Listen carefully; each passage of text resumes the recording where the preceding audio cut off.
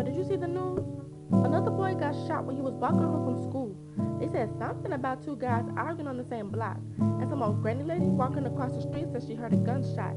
And this guy was all up in the camera saying he was right there. He said he was smoking a joint. The light, he said it was a square. But he was fine though. He had dreads that were dyed red at the bottom of his hair.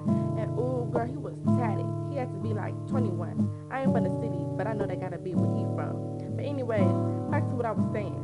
I was watching the news and Pookie and them was playing.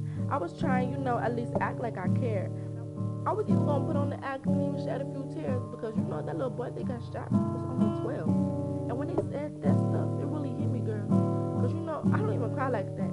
I didn't even cry for the time when my daddy got shot at, or even the time when you came to my house and told me how your brother was beating on y'all. I didn't even cry the time when I was 5 years old and my mama left me at the mall. She didn't come back all night, and girl, I wasn't even scared.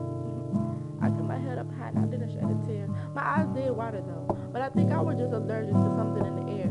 But when I heard my mama wasn't coming back to get me, they sent me to foster care. So when I heard about that boy that got shot down, I wonder why his parents wasn't there. Everybody on the TV screen being all loud up in the cameras was talking about how they were there and when it's all the drama, what the boys were talking about, even what they were wearing, but not one person spoke up to say who did the shooting.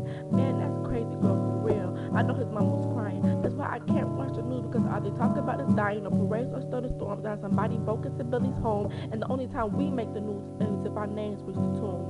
And girl, that really had me thinking. How life would be.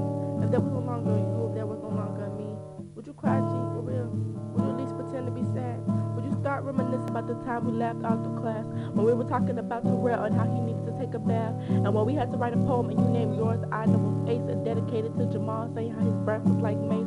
Or would you think about the time when you came to my house because your daddy was acting crazy? When he got really drunk and whispered in your ear calling you baby, and that was right when your mama walked in before she kicked you out the house. She had you running outside in only a towel. And I know you were freezing with all that snow on your feet. It was the coldest winter you ever had. We could barely make ends meet. We could barely pay the rent, but we made sure that you would eat. And I care for you like a sister. If I were to leave, would that be the one thing you remember? Or would you remember the day we got into that fight, but made up quick because we was tight. There was no way we was gonna let some boy come between us. We were like sisters until the end, and not even a bullet could separate us. And now I'm speaking literal because remember that time when you got shot, when the dudes went up on the block pulling out the Glocks. Man, our block never been so hot, and everybody saw what happened, but not one person called the cops.